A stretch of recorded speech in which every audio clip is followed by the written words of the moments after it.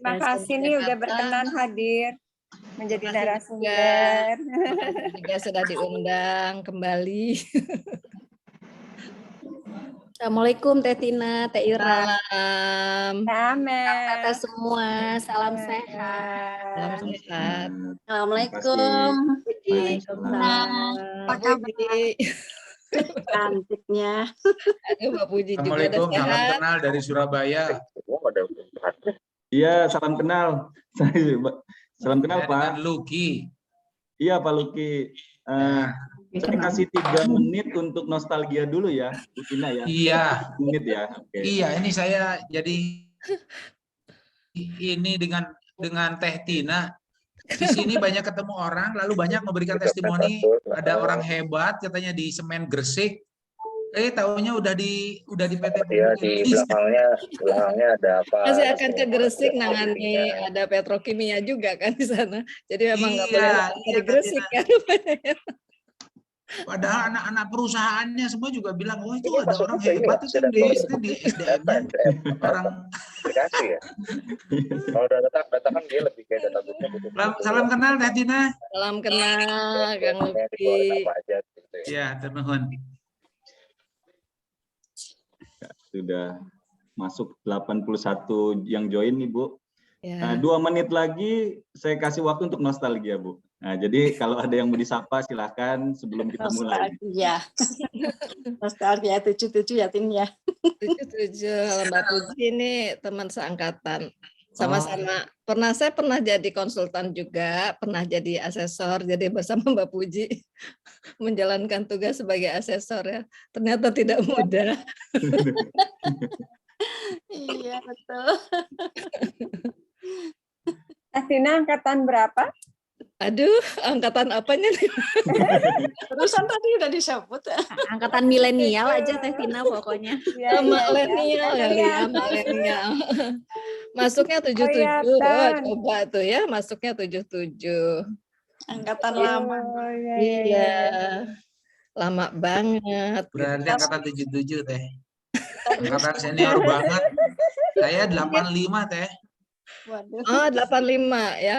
Aduh. Iya, saya meninggalkan Unpad. Kalau Kang Aswin 86 itu. Enggak, buktinya aku kenal sama Mbak Puji. Aku 7. Ya Mbak Puji ya. Kang Aswin masih otak-otik ini ya, masih otak-otik tools ya. Begok. Hobi. Kokolot begok. Zaman dulu angkatannya Mas Amin masuk, saya belum lulus. Zaman dulu masih lama banget angkatan. Iya. Dulu tuh lulus 6 tahun loh. 6 tahun baru lulus dulu Tahira. Oh, kalau zaman dulu mah ini ya, santai. Oke, baik. Akang-akang, teteh-teteh, punten karena harus saya mulai acaranya. Karena ini sharing santai tapi serius, tidak supaya nanti bisa berkomunikasi juga. Jadi saya mulai. Assalamualaikum warahmatullahi wabarakatuh. Perkenalkan saya Aji Husaini, kebetulan memegang Departemen Komunikasi IKA Unpad. Acara sharing session ini sebenarnya sudah berlangsung 2 kali dan ini 3 kali, menghadirkan beberapa praktisi, akademisi, kemudian ahli, pakar, pemerintahan, BUMN, kemudian juga para pengamat begitu ya, untuk tentu saja IKA Unpad dalam rangka pengabdian kepada masyarakat, khususnya kepada Indonesia ya, supaya Indonesia juga bisa mendapatkan insight-insight dari alumni-alumni Unpad maupun dari praktisi-praktisi di luar Unpad. Kali ini tentu kita juga memiliki tema sharing sessionnya, kompetensi and capability upskilling in pandemic era. Ini tentu sudah ada pakarnya di bidangnya, Ibu Tina. Saya manggilnya Ibu saja karena jarak usia saya sama Ibu ya, gitu.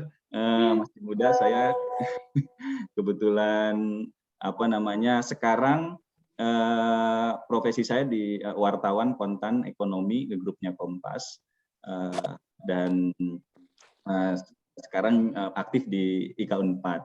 Nah, persoalan masalah sumber daya manusia menjadi concern, terutama ketika era Pak Jokowi bahwa SDM perlu mendapat upgrading, dan tentu saja banyak hal-hal baru dari apalagi pandemik begitu, banyak hal-hal atau kompetensi atau skill yang sangat berubah, industri perusahaan, kemudian juga banyak disrupsi, sama halnya kemudian ketika ada disrupsi di BUMN, di semua segala sisi, untuk memerlukan skill, kompetensi yang juga harus berubah. Dan saya kedatangan Ibu Tina Kemala Intan, sudah dikenal khalayak atau stakeholder, bahkan bukan cuma di Unpad. Ibu Tina ini sudah menjadi salah satu pakar sumber daya manusia di nasional gitu ya. Saya mau coba bacakan CV-nya. Ini saya agak kaget ya, karena luar biasa banyak sekali karir yang pernah dijalani beliau. Beliau pernah di PT Merpati Nusantara ya, tahun 87 sampai 2005. Kemudian beliau juga pernah menjadi Kepala Biro SDM di Komisi Pemberantasan Korupsi tahun 2005 sampai 2010. Kemudian masuk lagi ke PT Merpati Nusantara 2005, 2010 juga. 2010 sampai 2012, kemudian beliau menjadi trainer konsultan di bidang manajemen pengembangan sumber daya manusia. Lalu beliau trainer konsultan di beberapa perbankan, perbankannya Bank Mega, Bank Eksim, BRI, Muamalat, BCA gitu ya. Kemudian menjadi trainer pada tahun konsultan di bidang reformasi birokrasi juga beliau. Kemudian di PT Angkasa Pura Solusi komisaris tahun 2018-2019. Angkasa Pura II menjadi Direktur Human Capital, General Affairs dan IT. Lalu di Semen Indonesia di Direktur Human Capital dan Legal, dan sekarang beliau menjabat sebagai Direktur SDM dan Manajemen Risiko di Pupuk Indonesia. Tentu cukup banyak karir beliau dan pasti juga sangat kompeten di bidangnya. Sebelum masuk ke Ibu Tina untuk memaparkan dan saya berikan kesempatan, saya mau menyapa Ketua Umum IKA Unpad dulu untuk memberikan sambutan untuk acara ini. Silakan Teh Ira. Hatur nuhun Kang Aziz. Assalamualaikum warahmatullahi wabarakatuh. Waalaikumsalam. Yang saya hormati Teh Tina Kemala Intan, Teh Amel, hatur nuhun yang selalu kerjasama terus sama IKA Unpad. Kang Aziz juga hatur nuhun sudah mengadakan sesi ini untuk kesekian kalinya. Jadi memang sepengetahuan saya, cita-cita dari para alumni adalah kita semua sebisa mungkin selalu berkomunikasi, selalu berjejaring terhadap sesama alumni, dan kepada para mahasiswa dari kita diharapkan untuk bisa memberikan semacam pembekalan, inspirasi kepada mereka, dan sepertinya Teh Tina dengan segala pengalamannya yang sangat banyak pastinya akan memberikan insight yang sangat berharga buat kita semua. Mudah-mudahan sesi ini seperti sesi-sesi sebelumnya selalu melahirkan ide-ide dan gagasan yang bisa kita tindak lanjuti untuk kemajuan para alumni, kemajuan Unpad tentunya. Nah, biasanya nih saya mungkin yang udah ikut beberapa kali udah bosen dengerin, tapi mungkin saya ulang ya, izin ya Kang Aziz. Kegiatan di IKA Unpad nih di tahun 2021. Saya biasanya menyebutkan yang 3 notable aja. Kita mengadakan International Conference on Tackling Pandemic, di mana dibuka oleh Pak Presiden Jokowi, ditutup oleh Pak Wapres, dan beberapa menteri termasuk Pak Menko Perekonomian, Menteri BUMN, Bu Menlu, berkenan hadir. Nah, jadi itu international conference yang kita adakan. Kemudian di level nasional kita membuat Jabar Culture and Tourism Festival, di mana waktu itu sudah mulai hybrid. Kalau waktu International Conference on Tackling Pandemic itu kita dapat surat dari kantor presiden dilarang ada audience gitu. Jadi memang waktu itu hanya panitia saja. Nah, kalau yang Javfest itu sudah hybrid. Nah, jadi Pak Teten Mas Duki berkenan hadir offline, kemudian Menteri Pariwisata ya berkenan online. Nah, itu kita mengajak beberapa ikatan alumni lain. Jadi kita memimpin pengadaan penyelenggaraan Javfest itu bersama IAITB, UI, kemudian IAITB, Uni UI, dan IPB. Kalau GM karena bukan di Jabar jadi nggak ikutan, tapi seperti yang dikatakan Kang Ajis tadi, komunikasi K4 dengan ikatan alumni lain sekarang sangat cair melalui wadah Himpuni. Himpuni adalah himpunan ikatan alumni seluruh Indonesia, khusus perguruan tinggi negeri, anggotanya 33 ikatan alumni. Nah, jadi IK4 mengupayakan agar kita tidak saja memperkuat jejaring di antara alumni UNPAD, tapi juga memperkuat jejaring di antara ikatan alumni seluruh Indonesia. Nah, kalau yang di Jabar sendiri, kita udah sering mengadakan event bareng sama IAITB dan UNPAR, Universitas Parahyangan. Nah, mungkin satu lagi yang perlu saya apresiasi teman-teman panitia adalah kita sudah melaksanakan vaksinasi. Tadinya kita secara sekali-sekali aja bikin vaksinasi, tapi manakala kita membuat satu kali vaksinasi terhadap teman-teman disabilitas, waktu itu kebetulan Kang Emil hadir, dikatakan bahwa IK4 ditugaskan untuk memimpin vaksinasi disabilitas untuk menghabiskan vaksin Sinovac yang akan expired bulan depan waktu itu. Nah, saya apresiasi banget sama Teh Lia, Ketua IKFK, mudah-mudahan ada di sini, yang mana terus berkolaborasi dengan IK4 sehingga kita sudah 35.000 dosis ya untuk disabilitas, dan IK4 memperoleh penghargaan dari Pemprov dan dari kantor staf presiden sebagai inisiator vaksinasi disabilitas. Nah, itu mungkin kegiatan di samping banyak sekali kegiatan di tahun 2021.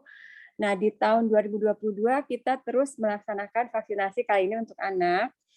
Kita insya Allah akan mengadakan golf Piala Rektor, mudah-mudahan nanti setelah Lebaran. Nah, yang paling notable untuk di tahun 2022 adalah kita kerjasama dengan Women 20, salah satu engagement group di G20 untuk mendukung mereka menyelenggarakan kegiatan-kegiatan yang terkait dengan G20. Nah, itu mungkin update dari saya mengenai kegiatan-kegiatan di K4 tahun kemarin dan tahun ini. Nah, sekarang biasanya kita diskusinya cair. Kita semua ingin mendengar tentunya insight yang pastinya sangat berharga dari Teh Tina. Mudah-mudahan kita bisa melahirkan suatu gagasan untuk IK4 ke depan. Sekian sambutan dari saya. Wassalamualaikum warahmatullahi wabarakatuh. Baik, terima kasih Teh Ira, luar biasa sambutannya. Tentu saya juga mau ingatkan bahwa Bu Tina ini adalah Ketua Sri Kandi BUMN. Jadi beliau tentu menjadi inspirasi bagi para Sri Kandi di BUMN yang sekarang banyak melahirkan direksi-direksi muda ya, direksi-direksi muda di perempuan, dan ini tentu salah satu pencapaian di BUMN. Dan Bu Tina ini juga bukan saja menjadi UNPAD, jadi kayaknya sudah menjadi milik nasional. Jadi mungkin ke depan memang kita perlu banyak insight dari Bu Tina nih tentang bagaimana mengelola sumber daya manusia. Langsung saja saya serahkan ke Ibu Tina untuk pemaparan dan soal sumber daya manusia, bagaimana sebenarnya di Indonesia yang ketika pandemi itu sangat berubah gitu Bu, total dari soal pola kerja, dari mindset. Nah ini bagaimana kira-kira untuk mencari untuk menghadapi ini. Nah, kira-kira seperti apa itu, Bu Tina? Silakan, Bu Tina.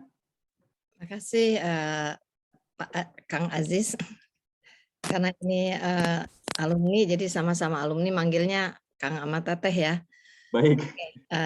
Baik, terima kasih kepada Teh Ira dan juga teman-teman IKA Alumni Unpad yang kembali mengundang saya untuk berbagi pengalaman. Mudah-mudahan apa yang saya share siang ini dapat memberi insight atau manfaat bagi teman-teman yang hadir dan menyimak berdiskusi bersama pada siang ini.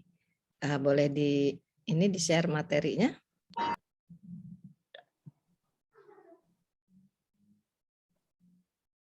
Silakan Mbak Nadia ya.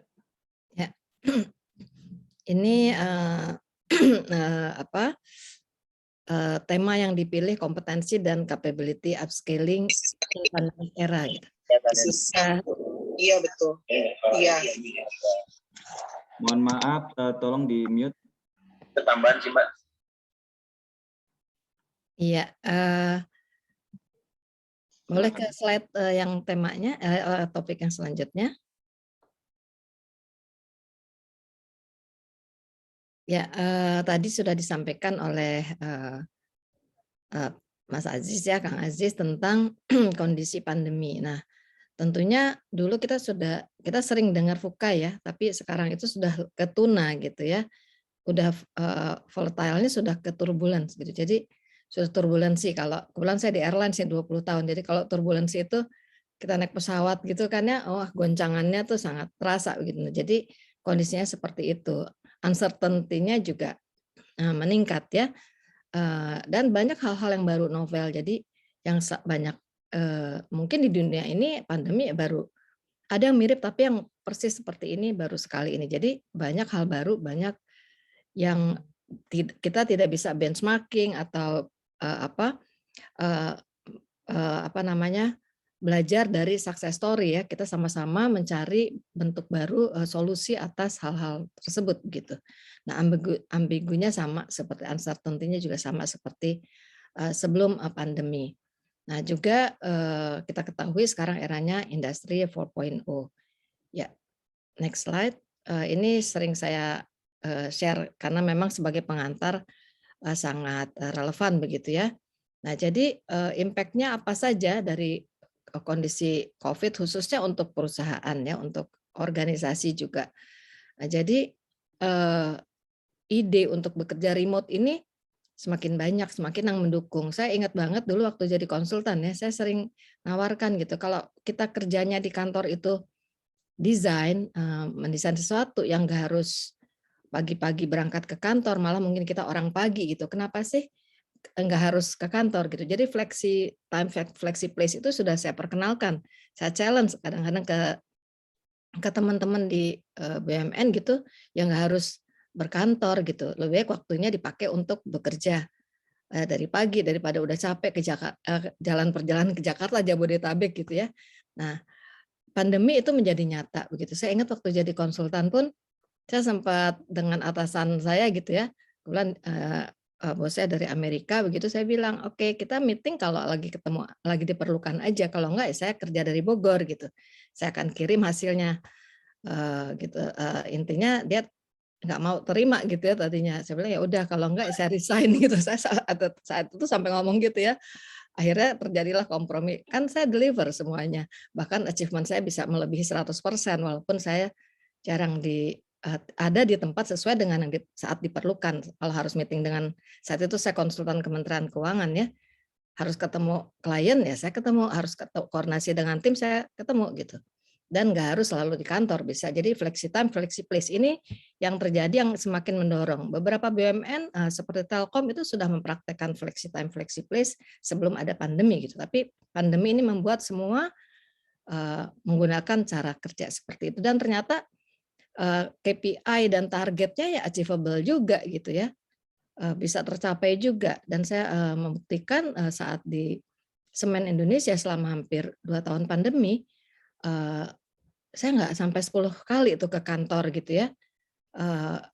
Ya produktif, sangat produktif. Bahkan mungkin teman-teman juga merasakan yang di kantor letihnya ya, keletihan, keluhan-keluhan itu ada. Makanya kita buka tempat-tempat untuk online konsultasi online.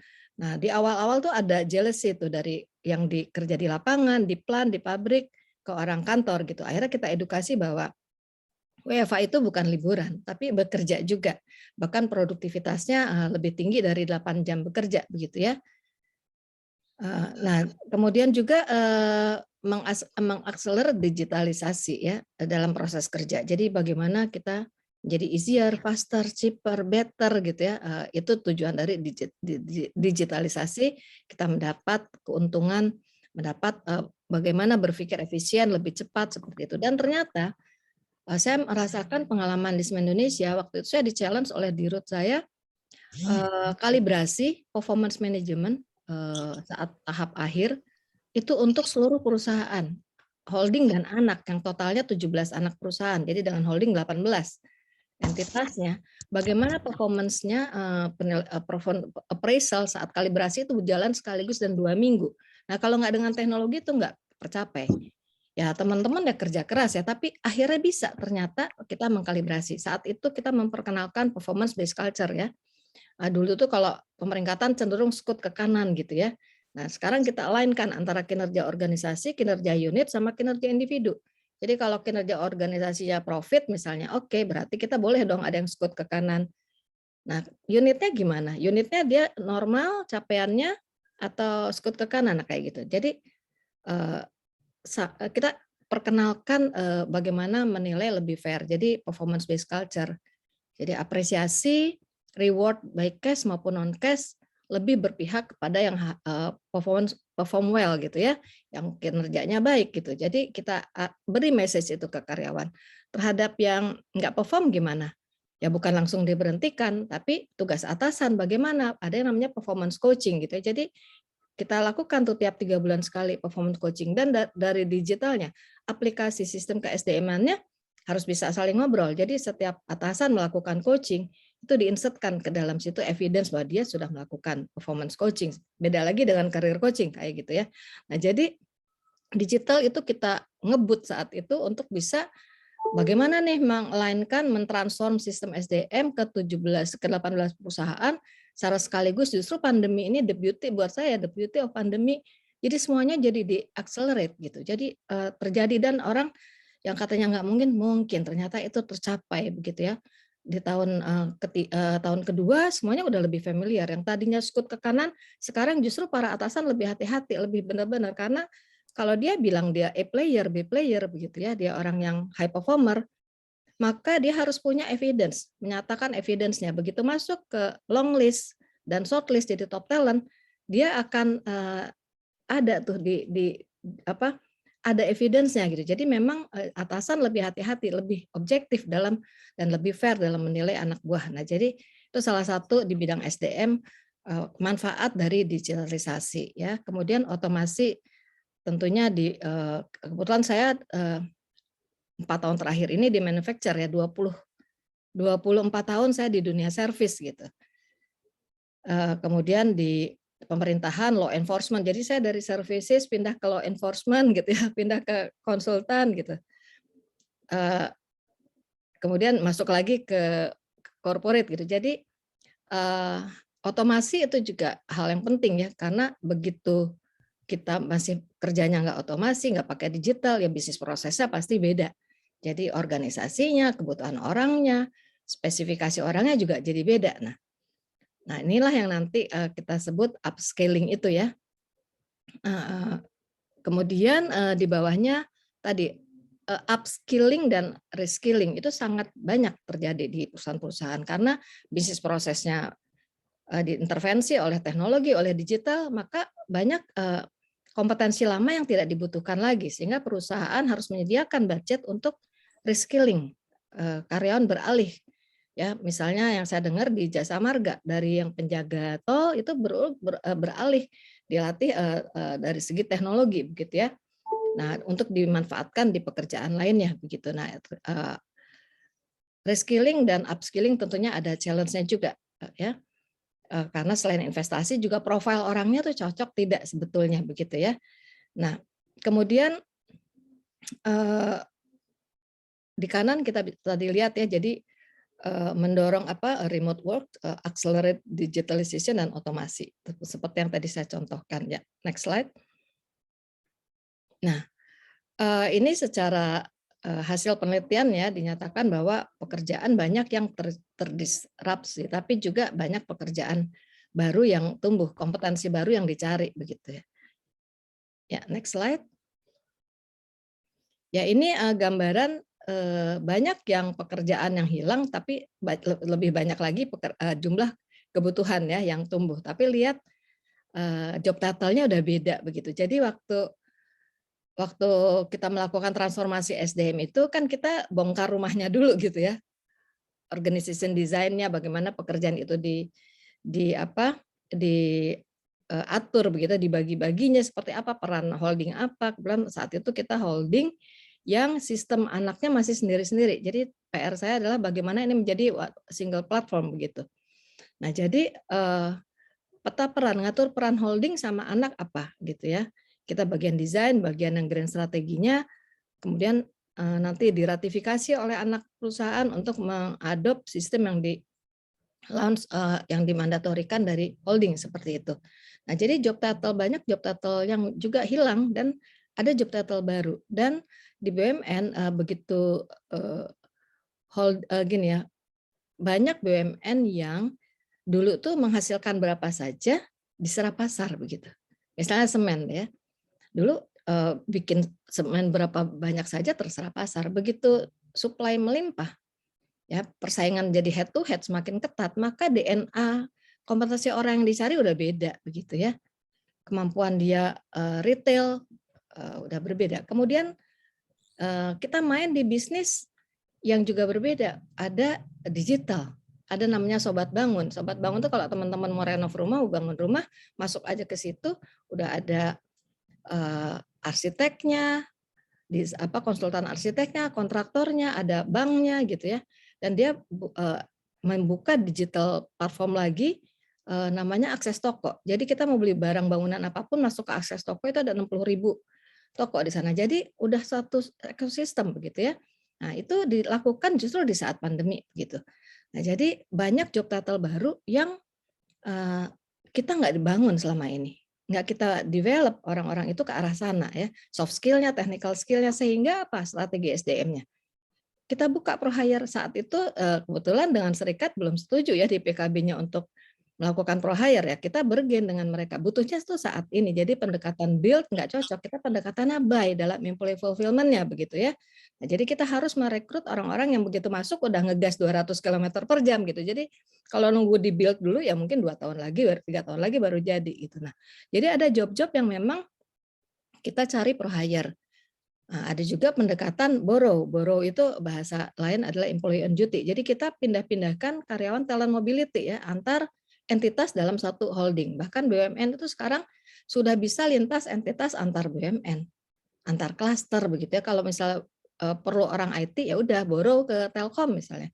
Perlu orang finance yang udah bisa lari ke Mandiri misalnya atau ke BRI atau ke BNI gitu ya. Nah, seperti itu. Jadi konsep borrow buy itu udah biasa. Nah, challenge-nya adalah bagaimana memberi pengertian ke serikat-serikat yang masih reluctant terhadap adanya transformasi SDM di BUMN. Bicaranya di BUMN ya. Kebetulan saya sedang menangani beberapa kali BUMN begitu. Nah, jadi ada job title yang baru. Misalnya bisnis as usual nih, marketing sales-nya itu beda dengan saat kita masuk ke digital gitu. DNA-nya beda. Cara kerjanya beda. Kita ajarkan tentang design thinking gitu ya.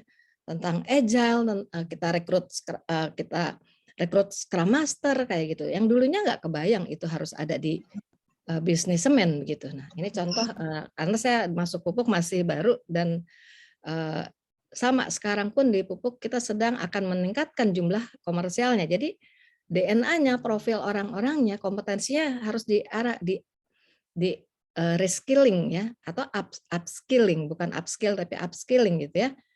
Ditambahkan kompetensi-kompetensi, ada yang berubah sama sekali, ada yang perlu peningkatan begitu ya. Next. Jadi nggak cuma perbankan misalnya yang kalau teller gitu ya, tapi di bisnis lain pun sama. Ada beberapa job yang hilang, tapi kita butuh job-job baru yang skillnya di pasar itu diperebutkan begitu karena masih sedikit jumlahnya. Nah ini tren yang akan ada. Nah jadi kalau di sini ada teman-teman mahasiswa ataupun dari kampus, saran saya adalah ya pilih bidang studi yang nanti akan dibutuhkan oleh industri, oleh pasar begitu ya. Jangan bidang studi yang udah bakal basi gitu, nggak ada yang nyari lagi, tapi masih ada bidang studinya. Jadi sebaiknya ya sudah bisa menjawab gitu. Apalagi sekarang BUMN ada program program magang. Jadi mahasiswa udah bekerja sama dengan ratusan universitas untuk bisa magang di BUMN dan dapat sertifikat magang diakui SKS-nya begitu. Nah jadi begitu dia lulus dia udah bisa tuh sambil BUMN-nya sebetulnya mereview juga. Jadi beberapa orang yang magang itu justru di-hire jadi karyawan karena sudah value-nya udah sama, misalnya ya, udah ngerti bisnis proses yang di sana, udah ngerti produk atau service yang dihasilkan dari perusahaan itu. Nah, jadi kalau saran untuk kampus, timbulkan bidang-bidang studi yang memang spesifik dan memang dibutuhkan ke depan. Contoh sekarang ini banyak sekali S2, S3 Strategic Management yang membludak ya pesertanya. Kenapa? Karena dari hasil assessment ternyata calon direksi gitu ya, itu diketahui gap terbanyak itu salah satunya adalah strategic thinking. Strategic orientation itu banyak yang ada gap gitu. Jadi program-program leadership-nya diarahkan ke sana. Kemudian di driving execution juga ternyata salah satu yang banyak gap-nya. Jadi mungkin kenapa driving execution itu keberanian untuk ambil keputusan. Nah, nanti lari ke traits tuh, nggak sekedar kompetensi. Nanti ada slide saya tentang traits. Karena kompetensi itu adalah komponen-komponen yang masih bisa diubah oleh intervensi, oleh coaching gitu. Tapi kalau traits itu sebaiknya kenapa dari awal kita melihat orang ini value-nya sama enggak. Karena traits cenderung sulit untuk diubah. Nah, disitulah keuntungan saya dari psikologi gitu ya. Nah, jadi mendalami itu gitu. Jadi traits itu lebih baik dilihat dari awal karena itu paling sulit untuk diintervensi. Nah, kalau tadi Kang Aziz bilang mindset, ngerubah mindset itu kembali. Kalau orang yang nanti ada ya di slide-nya. Jadi akan align traits dia, kompetensi dia dengan posisi yang akan dituju gitu. Bisa nggak lompat paradoks gitu? Bisa, tapi effortnya pasti gede gitu ya. Beda dengan yang gapnya 1 dengan gapnya 4 gitu kan. Makanya kalau di 9 box itu ada di pojok kiri deadwood ya. Sebetulnya deadwood garis miring misfit kan. Misfit itu berarti kemungkinan kita salah tempatkan dia gitu. Nah, sehingga dia nggak perform. Jadi nggak serta-merta dia harus dikeluarkan, lihat dulu masih ada peluang nggak dia untuk di reskilling, di upskilling atau dipindah tugaskan. Jangan-jangan di sini nggak perform dipindahkan ke tempat lain malah jadi perform karena selama ini perusahaan yang kurang pas tempatkan dia misalnya.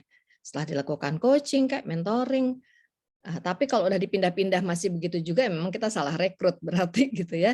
Nggak cocok di perusahaan kita, mungkin cocoknya di tempat lain begitu ya. Next slide. Nah, ini tadi saya dengar karena kemarin saya diinfo kemungkinan mahasiswa juga hadir, maka saya akan ulang kembali slide ini. Sebenarnya waktu di Natalis Unpad saya pernah bawakan ya, tapi saya pintas aja dulu saya sampaikan bahwa tadi yang saya sampaikan di bawah itu traits dan kompetensi. Itu kalau bahasa saya itu kapasitas terpasangnya dia lah gitu kalau listrik gitu ya. Nah, productivity itu kapasitas terpakai dia gitu. Jadi ada orang-orang yang modelnya tuh dia udah bangga, dia cerdas, dia bangga, dia kompeten, tapi ternyata kinerjanya enggak sejalan gitu ya.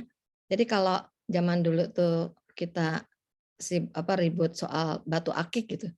Pada sibuk ngambil batu di gunung, kemudian disimpan aja, dipajang di rumah. Coba kalau itu diasah, jadi value-nya beda. Nah, kira-kira begitu. Jadi kalau diasah, traits dia, keunggulan dia, oke, dia kognitifnya bagus, dia punya modal traits-nya bagus. Tapi kalau nggak diasah, ya udah nggak jadi apa-apa juga. Nah, jadi ada yang harus diintervensi, disadarkan misalnya kayak gitu. Nah, kemudian juga dari segi kompetensinya. Kalau kompetensi kan itu ya treatmentnya bisa lewat learning, lewat belajar, self learning atau belajar how-nya dulu, pengetahuan dulu, kemudian dia di coaching, dia kasih project kayak gitu, dia dapat exposure-nya, mendapatkan situasi-situasi yang susah gitu ya, yang jadi dia diasah kemampuannya maka akan terbentuk kompetensinya. Nah, kadang karyawan itu udah puas tuh dengan yang di bawah, padahal produktif itu tuh menjadi penting gitu ya. Nah, kita kerja itu 8 jam gitu kan kontraknya. Sebenarnya 8 jam bekerja, bukan 8 jam ada di kantor ya. Jadi kalau kita kurang dari 8 jam sebenarnya kita kurang produktif gitu. Makanya kalau ada manpower workload analysis, itu konsultan akan ngasih tahu tuh produktivitas kita, produktivitas di perusahaan itu tuh berapa jam. Rata-rata karyawan kerjanya 4 jam, 6 jam, atau 8 jam gitu. Saat saya di KPK, waktu itu kerja sama dengan ITB ya, LAPI ITB. Itu dia kaget gitu, karena ternyata pegawai KPK itu kerja rata-rata 10 sampai 16 jam gitu ya. Di situ nanti kita lihat kalau yang saya 2 minggu sekali itu dokter keliling ya dengan perawatnya ngecek, karena karyawan pegawai KPK saat itu nggak banyak, jadi dicek kondisi umumnya begitu ya, hipertensinya segala macam jangan sampai. Kenapa? Karena memang orangnya sedikit, kerjanya overload. Nah, jadi kalau kita mau nambah orang, dari situ kita bisa identifikasi. Sebetulnya karyawan tuh ada di kantor aja 8 jam atau bekerjanya ya 8 jam. Karena kalau job grade tertentu kan udah nggak dibayar lembur. Karena dalam konteks workload dalam konteks job weight-nya udah dianggap dia bekerja dengan waktu tidak menentu, jadi nggak dapat lagi lembur. Tapi yang harus dijaga, diwaspadain, jangan sampai orang hektik, sampai nanti dia jadi gampang sakit karena bekerja berlebihan. Jadi dia juga harus ngatur produktivitasnya gitu. Nah, itu bisa dilihat dari capacity management, bagaimana perusahaan itu ngelola productivity. Ada yang mungkin malas, ada yang sedikit produktivitasnya, tapi ada yang sangat tinggi. Nah, dua ini harusnya berkorelasi dengan kinerja ya. Kalau dia kompeten, dia produktif, harapan kita dia performance-nya bagus gitu. Nah, jadi bisa aja dia modalnya besar, kapasitas terpasangnya tinggi, tapi kapasitas terpakainya rendah, ya udah kinerjanya pasti nggak bagus. Jadi disitulah peran atasan di BUMN ya sekarang itu leader di challenge untuk ada salah satu kompetensinya adalah develop organizational capability. Jadi mampu nggak dia mendevelop timnya, mendevelop orang-orang di perusahaan itu. Itu salah satu yang dilihat. Jangan dia pintar sendirian gitu, dia harus mampu membuild timnya, mendevelop capability dari timnya. Nah, kalau ini capability individu, nanti kita omongin kapabilitas organisasi dan unit begitu ya. Ya, next. Ya, tadi saya sampaikan bahwa kalau meningkatkan kompetensi itu hal yang mudah diintervensi. Yang sulit itu ini. Jadi waktu kita, saya sangat berpesan ke teman-teman mahasiswa gitu ya. Jadi apa sih yang perlu dibangun, dilatih dari kecil tuh ini gitu ya. Walaupun memang udah ada cetakannya tuh ya, tapi saya sendiri mantan orang introvert gitu. Dulunya saya sangat introvert. Mungkin Kak Ellen, di sini ada Kak Ellen, ada Kak Gati tahu deh. Satu dulu orangnya cengeng gitu ya. Nggak banyak ngomong gitu ya. Sekarang kok jadi talkatif gitu ya. Nah, jadi orang bisa berubah begitu sepanjang dia mau. Nah, jadi traits itu sepanjang dia mau berubah, dia bisa berubah begitu. Nah, jadi traits itu hal yang sulit diubah, tapi tinggal mengharapkan ke dia, nggak bisa orang tua, atasan, pacar, siapapun yang significant person buat dia belum tentu bisa ngerubah gitu. Nah, intinya dia mau nggak mau rubah dirinya. Nah, dalam konteks sekarang pandemi, dalam konteks disruption ini, yang kita udah sering banget dengar bahwa orang tuh harus agile gitu ya. Learning agility-nya sekarang diukur. Kalau di BUMN tuh learning agility diukur. Kemauan dia untuk belajar, keponya tinggi enggak gitu ya. Mau belajar terus enggak update pengetahuannya. Jangan-jangan kompetensi dia udah basi gitu. Kita butuhnya apa, dia punyanya apa gitu. Jadi Nggak bisa dong ngandelin perusahaan terus, dia sendiri sebagai individu mau nggak memperbaharui kompetensi dirinya gitu ya. Nah, juga dicari orang-orang yang modelnya growth mindset.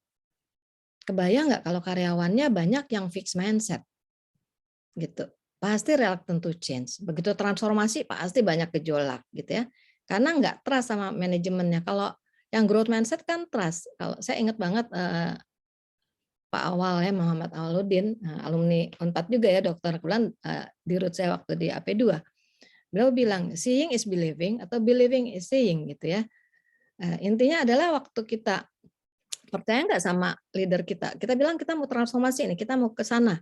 Ya udah nggak usah ditentang gitu ya. Program-programnya juga bagus, kita trust bahwa ini akan terjadi. Nah, ada karyawan-karyawan yang reluctant to change. Jadi ada yang dengan cara nggak produktif, melakukan tindakan-tindakan yang tidak produktif, atau yang lebih parah, memprovok yang lain gitu. Nah, ini membuat suasana kerja nggak kondusif.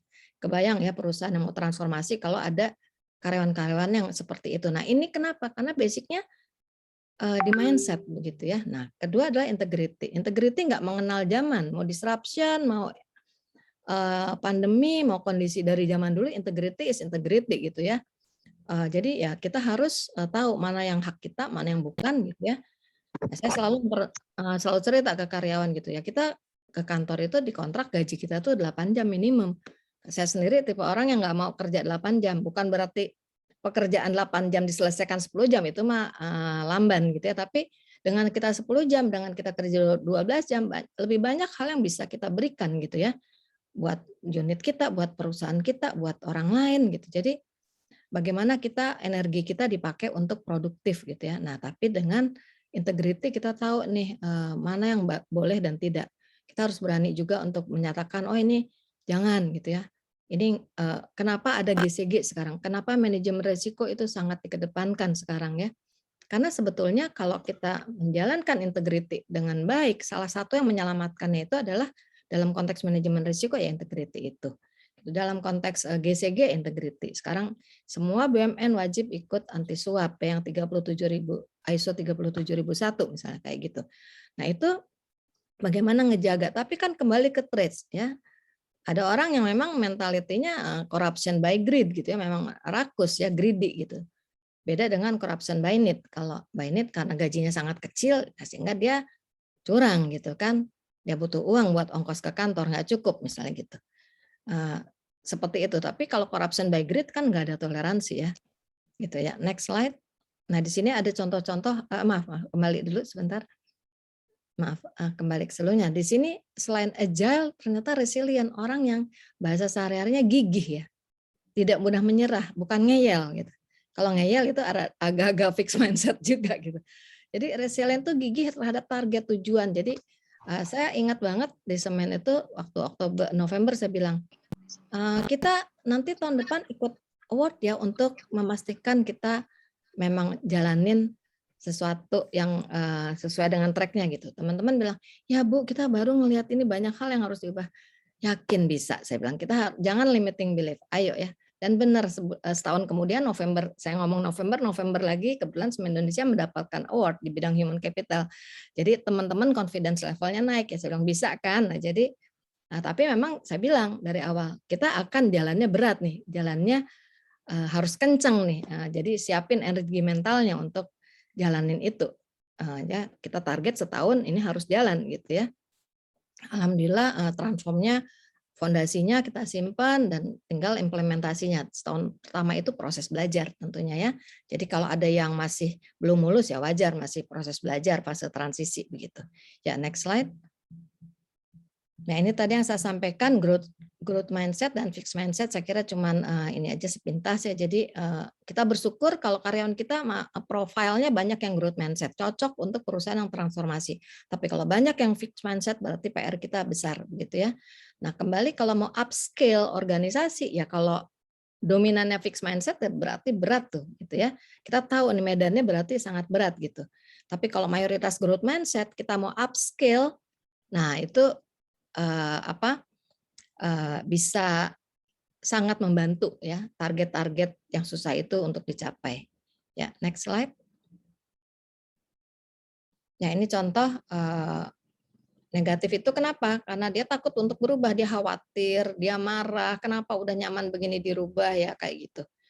Ada yang terus pasif, ada yang apatis, ada yang berontak, ada yang memprovok kayak gitu. Itu bentuk-bentuk bahasa gaul sekarang tuh toksik gitu, ya, perilaku yang toksik gitu. Nah, tapi kalau yang positif, wah ini transformasi, wah kebenaran nih tempat saya sekarang merubah gitu. Saya dapat experience baru nih, saya dapat kompetensi baru, jadi excited gitu ngadepin transformasi. Ya, karena nggak negative thinking gitu ya. Ya, next. Nah, sekarang tadi saya banyak ngomong tentang individunya. Sekarang bagaimana kita mengupscale perusahaan, organisasinya begitu ya. Nah, kalau saya perhatikan misalnya kenapa Semen Indonesia saat itu bergerak awalnya dari performance based culture, supaya kita mendevelop orang, budgetnya nggak menyasar ke orang yang keliru gitu ya. Bukan berarti nggak dikembangkan, tapi programnya agak dibedakan gitu. Jadi orang-orang yang high performer berapa banyak nih? Ya, cukup nggak untuk bisa menggerakkan yang lainnya seperti itu. Nah, jadi kita perhatikan pertama performance based culture-nya. Nah, setelah kita lihat sistemnya, kadang-kadang perusahaan tuh dari kinerja perusahaan langsung jam ke kinerja karyawan, kinerja unitnya nggak diperhatikan. Nah, dengan kita memperhatikan kinerja unit, kita memperhatikan leadership di unit itu. Nah, sehingga waktu kita membuat upscaling organisasi, ya semua harus disentuh. Nah, misalnya holding, kinerja anak-anaknya, masing-masing perusahaan, kinerja unitnya, kinerja karyawannya. Jadi tidak bisa hanya asik sendiri-sendiri, ini perusahaan holdingnya harus align nih semuanya dari kinerja. Nah, dengan dipantau lewat kinerja, maka upscaling tadi ya kompetensi, upscaling productivity, sama upscaling performance akan terpantau dengan baik. Nah, teknologi membantu itu ya. Bagaimana teknologi sistem ke-SDM-an itu saling ngobrol. Kadang-kadang masih sendiri-sendiri, belum bisa ngobrol antara performance, talent management, sama succession management, sama reward-nya itu nggak align. Nah, ini dibikin bagaimana harus bisa saling. Misalnya saya mau cari orang yang bagus lewat talent search aja udah dapat gitu ya. Ini yang shortlist, ini yang long listnya siapa gitu ya. Apalagi kalau yang udah ready succession management itu udah enak banget. Nah, bagaimana upscaling organisasi diidentifikasi yang basicnya itu lewat kinerja. Nah, yang jauh lebih penting adalah inovasi gitu. Inovasi saya tuliskan di sini breakthrough karena kalau yang continuous improvement bahasanya kita effortnya untuk 80% untuk seluruh karyawan dengan impact yang paling hanya 20% maksimal. Tapi kalau breakthrough, kita melakukan breakthrough di strategi. Strateginya diubah. Misalnya Pupuk Indonesia menggunakan pendekatan moratorium karena kita kelebihan pegawai. Nah, sehingga meningkatkan produktivitas. Itu strategi, itu breakthrough ya. Breakthrough untuk kita capacity manajemennya diatur kembali nih. Karena pembagian tugas antara holding sama anak udah dirubah. Misalnya marketing, penjualan itu ditarik ke holding sama seperti di Semen Indonesia begitu ya. Jadi di satu pintu kan sehingga kebutuhan orangnya menjadi berbeda gitu ya. Procurement satu pintu kan dengan jumlah pembelian yang banyak kita satuannya jadi lebih murah. Jadi kita menggunakan pendekatan seperti itu, dibantu teknologi juga tentunya ya. Nah, itu bisa menghemat sangat signifikan. Kita bisa menghemat sampai ratusan miliar mendekati triliun untuk bisa dengan melakukan breakthrough di inovasi di strateginya, bukan di continuous improvement yang kayak quality management itu bagus untuk membangun budaya pemahaman quality karyawan. Tapi kalau mau yang signifikan yaitu breakthrough-nya di strategi. Kemudian breakthrough bukan hanya di produk dan services. Kalau ada program-program inovasi pasti ada yang kelasnya breakthrough ya. Tapi banyaknya main di kelas generate produk baru, bikin produk baru, revenue stream baru dengan merubah berinovasi di services dan di produk. Tapi yang paling signifikan dampaknya pasti kalau breakthrough-nya di bisnis portfolio-nya gitu ya. Di generate revenue stream baru dari bisnis yang baru. Contoh di Angkasa Pura II itu saya ngerekrut sekian anak muda dengan background IT, statistik, matematik. Kita didik setahun, kita simpan di perusahaan baru untuk mendevelop revenue stream baru. Tahun kedua udah generate revenue sekian miliar begitu ya. Nah, jadi apa namanya, DNA-nya juga beda. Jadi kita isi anak-anak karena bisnisnya digital nih. Jadi kita masukkan anak-anak baru dan itu ternyata udah langsung kelihatan. Programnya setahun apa? 3 bulan sekali dia harus menyiapkan apa inovasi yang dia bikin. Dia harus presentasi dan presentasinya harus in English gitu ya. Dan kebetulan itu saya wajibkan mereka presentasi ke saya gitu. Jadi ada yang hair juga. Nah, jadi kalau Anda nggak pas di situ nggak ada diperpanjang, nggak. Jadi go or no go gitu. Jadi membuat mereka belajar sungguh-sungguh gitu. Nah, jadi begitu belum lulus aja udah panen. Banyak unit yang minta mereka gitu ya, karena semua dilibatkan untuk melihat nih anak ini lihat growth-nya sejak direkrut sampai mau ditempatkan kayak gitu. Nah, jadi begitu kita melakukan breakthrough di bisnis ya kita juga di SDM siapin nih orang-orangnya gitu untuk mendukung ide kebutuhan breakthrough itu. Nah, inovasi sendiri tentunya kalau hanya mainnya di easier, faster, cheaper, better itu beda nilainya ya dengan kalau kita sekarang ini banyak yang strateginya operation excellence. Udah pasti di sana larinya efisiensi kayak gitu ya. Nah, sekarang kayak di pupuk Indonesia, dia ingin ada value creation dari operation excellence itu. Jadi ada nilai bukan sekedar value added ya. Jadi lebih ke mendekatkan operation ini ke kebutuhan customer gitu. Nah, ini sedang dimasukkan ke dalam program kita value creation karena operation excellence untuk pupuk itu udah basicnya, DNA-nya udah di sana operation excellence gitu. Dan kita ada program sekarang itu yang akan diikutkan ya di G20 diusulkan program aplikasi ya. Di sini ada Mas J atau siapa Mas Yana yang sebagai koordinatornya program untuk jadi bagaimana men-tracing perjalanan pupuk dari mulai awal sampai ke diterima ke end user begitu ya. Nah, itu value creation dari operation excellence karena customer-nya merasakan dampak dari aplikasi yang dibangun itu begitu ya. Nah, jadi nggak cukup cuman ngejar operation excellence gitu. Jadi itu yang dilakukan. Kedua, Pupuk Indonesia melakukan juga growth ya, growth untuk bisnisnya melakukan sedang transformasi bisnis sekarang. Jadi harus ada value creation ya di situ. Jadi customer centric tadi. Dan sama seperti di AP2 juga strateginya growth. Ya, makanya tadi ada dia breakthrough di bisnis gitu. Nah, dengan strategi yang seperti itu maka butuh orang-orang yang beda modelnya gitu ya. Nah, kita akan mapping apakah kita reskilling atau kita pro hire itu strateginya harus pas juga gitu ya. Nah, dengan kita melakukan yang semua ini maka kita harapkan trust stakeholder ke perusahaan akan meningkat, customer juga trust-nya meningkat terhadap produk service kita gitu ya. Reputasi juga meningkat begitu. Nah, keuntungan lain tentunya semua targetnya ingin competitiveness bisnis kita meningkat ya dengan ini dijalankan.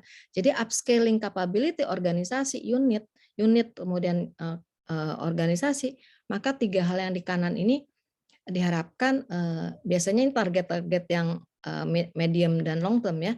Jadi growth perusahaan, sustainability-nya bisa lebih dipastikan gitu, di-assure ya, meng-assure ini tercapai ya dengan melakukan ini yang tidak pernah berhenti.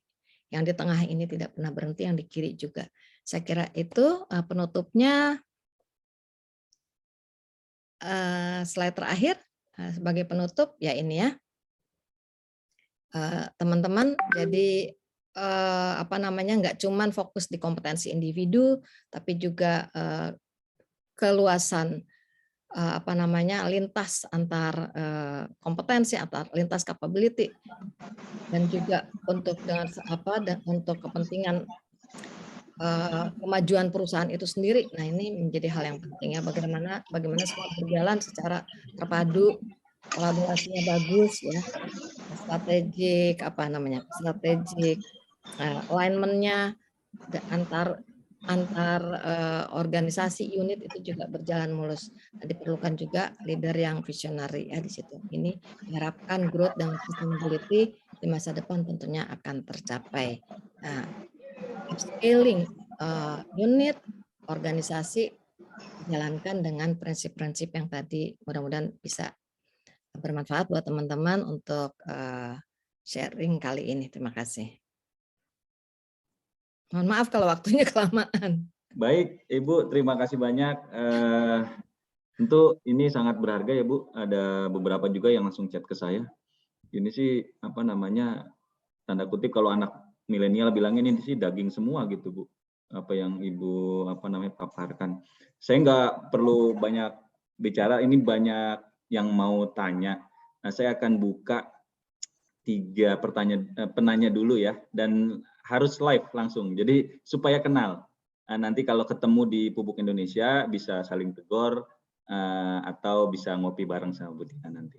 Silahkan yang mau bertanya langsung live sama Bu Tina. Saya kirim PDF-nya ya, Kang Aziz, yang di-share yang PDF aja ya.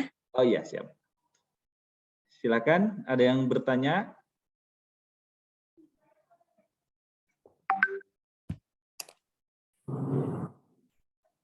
Sambil nunggu nih adik-adik mahasiswa yang mau bertanya Teh. Jadi ini kan bagus banget nih Teh Amel ya, ada Career Development Center. Nah, tips and tricks apa nih buat adik-adik mahasiswa supaya mereka itu bisa masuk perusahaan-perusahaan yang bagus dengan gaji awal yang bagus. Nah, gimana tuh Teh? Oke, kalau saya kebetulan saya alirannya enggak yang gitu ya. Alirannya saya ingat dulu waktu masuk Merpati semua bilang kenapa enggak masuk Garuda gitu. Dan saat ada kerjasama dengan Garuda di tahun 1988, saya ditawarin juga untuk pindah ke Garuda. Justru saya tidak tertarik, saya ingin tetap di Merpati. Kenapa? Karena saya bilang di Merpati itu banyak challenge-nya untuk saya jadi berpikir gitu. Kalau di perusahaan besar yang sistemnya udah settle, jangan-jangan saya cuma jadi doer aja gitu, nggak disuruh ngedesain ini, ngedesain itu gitu. Jadi, dan untuk yang baru berkarir, jangan ngelihat uang gitu ya. Jangan deh gitu. Saya dinasehatin tuh sama Prof. Marat, dulu dekannya psikologi Unpad ya. Nanti kamu kalau udah kerja jangan ngejar duit ya. Kalau kamu bagus, duit ngikutin kamu kok gitu. Jadi itu saya ingat banget tuh pesannya Prof. Marat ya yang bukan karena saya ingin yang di belakang, enggak. Jadi ya udah do the best aja gitu. Kita kan nggak tahu apa yang terjadi. Karena waktu kita di challenge, dikasih pekerjaan itu tuh lebih valuable dibanding uang gaji gitulah. Dan nggak semua orang ditawarin itu loh gitu kan. Iya. Saya ingat banget dulu, mau ikut nggak kamu raker? Gitu ya, tapi kamu nggak dapat SPJ loh, kamu peninjau aja. Saya mau, karena di raker itu pasti banyak belajar ya. Level yang bicara. Jadi saya langsung dapat tuh hal-hal yang strategik. Ya udah saya terima berapa hari, nggak apa-apa. Jadi jangan apa-apa tuh saya pernah nggak ngelulusin satu kandidat karena di ujungnya gini. Kalau kan ditanya tuh mau salary berapa gitu ya. Terus dia bilang, oh saya harus 5,7. Kalau 5,6 gimana? Saya bilang, padahal tuh gajinya bakal lebih dari itu gitu ya. Terus dia bilang apa? Aduh, saya tuh mau nikah bentar lagi. Jadi saya sudah hitung kebutuhan saya tuh udah pasti nggak kurang dari 5,7. Ya udah baik gitu. Jadi saya nggak terusin. Sama waktu di KPK juga gitu ya. Udah wawancara akhir nih. Saat offering letter gitu ya. Dia nanya, boleh nggak gajinya naik? Gitu.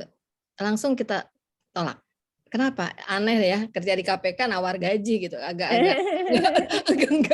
Kan di situ harus ada idealismenya dong buat merah putihnya gitu ya. Jadi kalau salah sasaran kalau mau cari uang masuk KPK gitu. Jadi tempat ya Teh. Langsung dia bilang, udah kita nggak jadi berjodoh, nggak jadi nikah ya, walaupun nggak jadi gitu. Jadi saya hanya berpesan ke teman-teman, cari pengalaman, cari experience, cari exposure. Anak-anak milenial sekarang kan cari perusahaan yang program development-nya ada nggak nih ya gitu ya. Iya. Sengotot-ngototnya kita nyari uang, kalau kata Tuhan belum ya belum. Nanti kalau saat tiba-tiba, tapi intinya kejar experience, kejar kompetensi dan perform well gitu. Jadi kalau deliver sesuatu tuh jangan nunggu ditagih, sederhana lah gitu ya. Kalau udah ditagih terus berkali-kali lagi, wah udah catatan tuh gitu ya. Terus cepat sih tapi salah ya. Jadi gimana cepat tapi nggak salah gitu. Bisa deliver lebih cepat dari deadline tapi ya quality-nya juga ada gitu, bagus. Jadi itu biasanya langsung atasan wow gitu kan. Nah kalau wow berkali-kali langsung. Nah jadi gimana kita cara mendeliver mempromosikan diri kita itu dengan seperti itu gitu, dengan performance, dengan kompetensi kita. Jangan nunggu diongkosin belajar gitu ya. Kita sekarang apalagi belajar sendiri tuh sangat banyak medianya, iya enggak? Kalau zaman dulu kan agak sulit gitu ya. Nah, jadi belajar, jangan ngejarnya uang gitu. Dan kalau reputasi perusahaan, karena saya nggak terlalu begitu ya, jadi kalau saya sih cari yang challenging itu aja Pak, pesan saya ya. Dan jangan mindsetnya saya masuk ke situ saya harus pensiun di situ, ya nggak begitu juga gitu ya. Kadang-kadang nanti comfort zone gitu. Ya. Kira-kira seperti itu. Ya, itu ada pertanyaan bagus tuh Kang Aziz di chat. Ya, ini ada di chat. Sudah ya, Teh Ira. Nuhun. Ada dari Pak Aswin mau tanya soal ini. Jadi kan sekarang COVID dan sebenarnya sih belum pasca COVID ini masih COVID-nya masih naik ini. Tapi banyak para talent muda ini rela resign di perusahaan besar malah. Itu sekedar ingin mendapatkan freedom of work. Sementara organisasi menuntut produktivitas kerja. Bagaimana mengatasi hal ini, Bu Tina kira-kira? Oke, ini untuk perusahaannya ya. Jadi turnover-nya tinggi gitu ya. Ya, turnover ya, kalau udah turnover tinggi, kita lihat di sistemnya kan apa sih yang membuat orang itu nggak betah gitu ya. Tapi kalau udah nggak ada yang bisa diutak-utik di dalamnya, ya berarti kita harus nyiapin juga kita untuk rekrut tuh udah kayak rutin aja gitu ya. Karena memang come and go tuh udah, apalagi bisnis-bisnis yang dari perusahaan-perusahaan yang online kayak gitu ya, yang bisnisnya dari kayak gitu itu udah tinggal pindah-pindah aja tuh. Saya punya anak-anaknya temen tuh gitu ya, sekian bulan di sini terus pindah lagi, bahkan nggak tahun gitu ya. Gitu. Nah, kalau dulu kan begini, kalau sering pindah-pindah kutu loncat itu nggak bagus track record-nya gitu kan. Karena dia belum dapat apa-apa, misalnya baru kulit-kulitnya aja udah pindah lagi gitu. Jadi mengejar breadth, mengejar depth buat yang bersangkutan gitu ya. Jadi kalau baru dapat kulitnya, belum dapat esensinya, kok saya nggak nyarankan pindah ya. Berarti kemungkinan orientasinya uang gitu ya. Kalau udah orientasinya uang, ya udah berarti nggak satu value kan, gitu ya. Ya udah let it go aja, let them go gitu. Kalau jadi ya nanti bagaimana kita mendevelop. Nah, tapi perlu introspeksi juga apa sih sistem di kita yang nggak bisa nahan orang gitu. Karena anak muda nggak semua lihat uang juga. Kenyamanan misalnya. Kalau yang kaku misalnya, wah harus ada di kantor, harus gini, harus gitu, itu juga ditinggal tuh sekarang. Jadi flexi time, flexi place itu juga menjadi hal yang dipertimbangkan. Tapi berdasarkan riset kan katanya anak-anak sekarang kurang tahan banting gitu kan. Nah, tapi kalau menurut saya stresnya sekarang juga lebih tinggi sih dibanding zaman dulu. Jadi nggak fair juga kalau kita bilang begitu gitu ya. Ya kan. Mungkin tantangan sekarang beda dengan dulu gitu. Saya punya anak 3 generasi ya. Generasi 30-an, generasi 20-an gitu ya. Jadi saya ngelihat memang udah beda zamannya, stresnya tuh lebih tinggi sekarang gitu ya. Tapi pilihan untuk mengentertain diri juga semakin banyak. Jadi untuk bisa fokus, bisa firm dengan sesuatu juga tidak mudah. Nah, jadi berapa banyak sih kalau kita rekrut sekarang anak muda tuh yang stabil gitu? Ya. Ya susah ya Bu. Nah, jadi memang challenge-nya sekarang semakin banyak peluang macam-macam kan, jadi semakin bingung juga tuh dia. Jadi kalau untuk perusahaannya ya kembali kita lihat di sistem kita, apakah sistem cara membagi pekerjaannya gitu, atau sistem how to appreciate karyawannya kurang fair gitu kan. Kalau anak-anak sekarang kan sensitif sama fairness ya, kalau kurang fair dia cabut aja gitu. Iya betul. Nah, kayak gitu ya. Jadi mungkin sistemnya perlu dilihat tuh, sistem pengorganisasian pekerjaan atau how to appreciate merekanya, mungkin itu bisa jadi salah satu. Atau memang suasananya toksik misalnya, misalnya atasannya nggak jago nyuruh tapi nggak jago mengcoach gitu kan. Gitu kan, ada model atasan yang jadul kan gitu, nyuruh aja taunya di ujung nagih gitu kan. Sekarang udah nggak bisa atasan kayak gitu, dia harus involve, what can I do for you ke anak buah, ya enggak? Karena Betul. gue kan gitu, ada kesulitan apa, ayo perlu bantuan apa nih dari saya, ayo kita diskusi bareng gitu ya. Jadi udah nggak bisa terlalu formal juga sekarang gitu. Saya sendiri kalau meeting tuh bisa sampai malam, tapi di restoran sampai restoran tutup bareng, udah gitu. Ya bawa laptop sambil ketawa-tawa sambil kerja gitu. Jadi tapi jadi gitu. Gitu ya. Jadi bukan nggak harus selalu di kantor gitu. Oke. Nah, dan itu kebiasaan saya dari dulu, selalu ngajak tim bareng kerja dan nggak harus selalu di kantor gitu. Tapi kerja keras. Ya keras. Work hard, play hard gitu ya. Gitu Sampai Mas, tapi saya mudah-mudahan bisa menjawab, kalau nggak nanti japri aja. Oke, Ibu, ini ada Ibu Ratu Safitri. Ada Teh Nah, Atu. ini mau nanya langsung, silakan Ibu Ratu. Apa Sudah kabar? dicetak, sudah dicat. Ibu dokter. Nah, silakan Bu. Sudah dicetak, ada dicat. Oh, sudah dicat. Oke. Iya. Oh iya. Soalnya berantakan. Biologi. Oke. Upscaling. Adalah peningkatan kapasitas juga di dalam. Nah, upscaling dan upskilling ya. Kalau skilling kan kompetensi kita, apakah pengetahuan, keterampilan gitu kan, KSA ya kalau bahasa kompetensi. Jadi skill, ada yang ngebagi skill itu kayak vokasional, tapi ada juga bahasanya behavior juga skill gitu ya. Jadi upskilling itu intinya kan meningkatkan kapabilitas kita sebagai individu.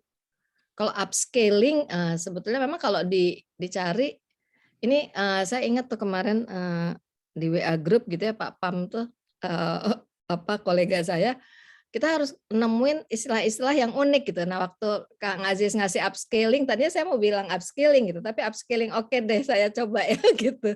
Nah, upscaling saya menerjemahkannya sebetulnya peningkatan, tapi bukan hanya si individu, unit dan organisasi. Jadi di upscale kapabilitasnya.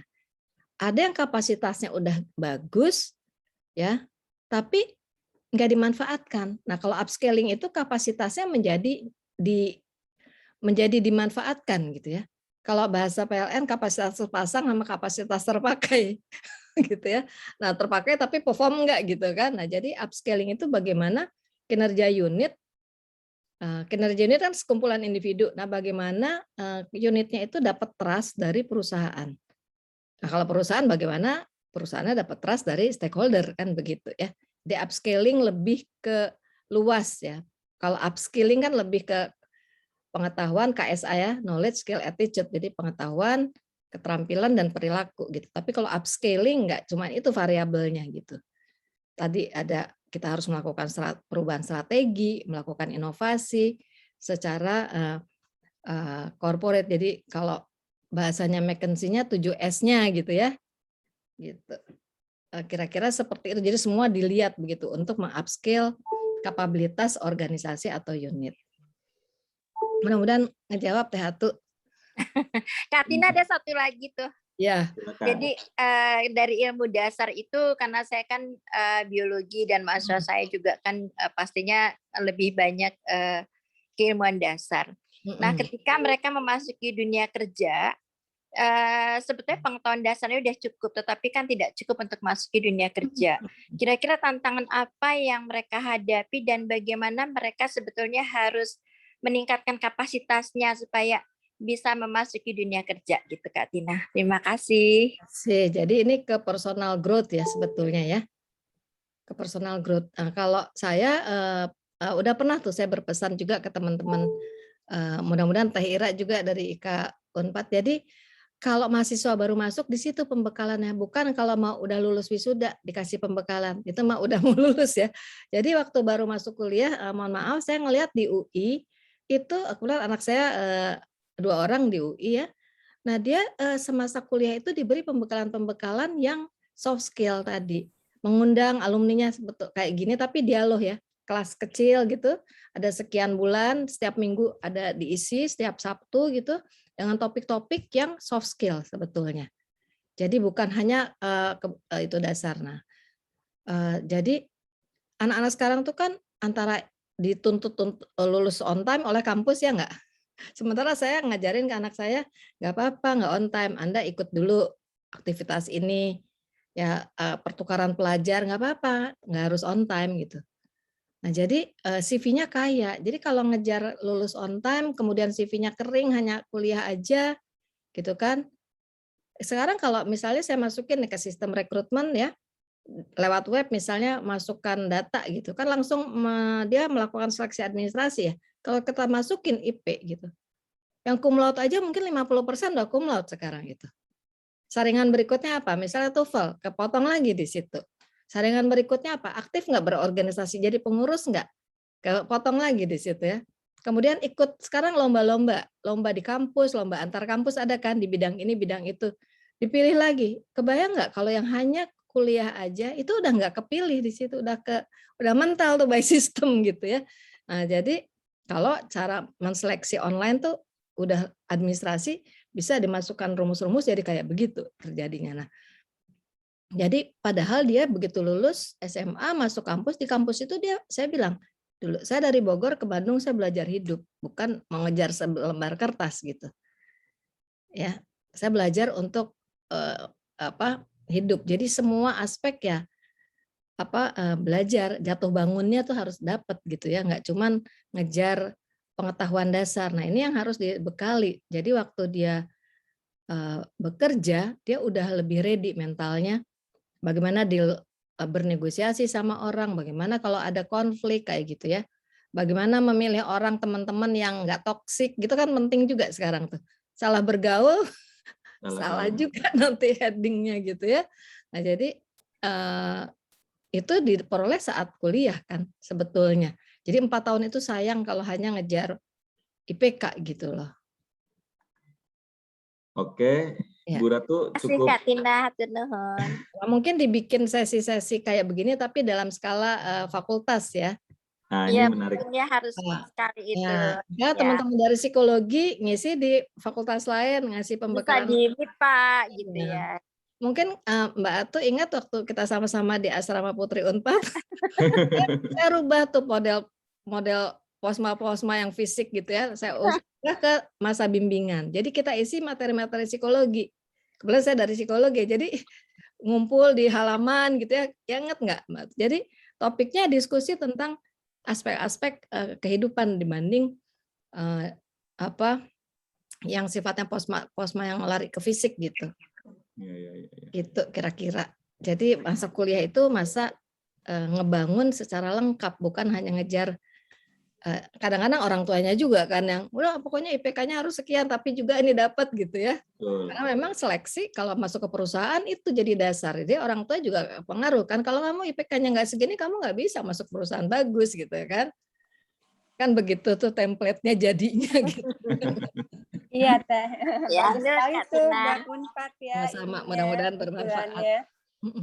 Oke, dilanjut dari. Sebentar Kang Ajis, di kita Mangga, itu mangga. kan kemarin ada program ini mentoring Teh. Jadi selama berapa bulan ya Teh Amel? 6 bulan ya. Jadi kita umumkan ke alumni sama di luar alumni ada sekitar 300 mentor untuk mengajar ke tingkat pertama adik-adik mahasiswa.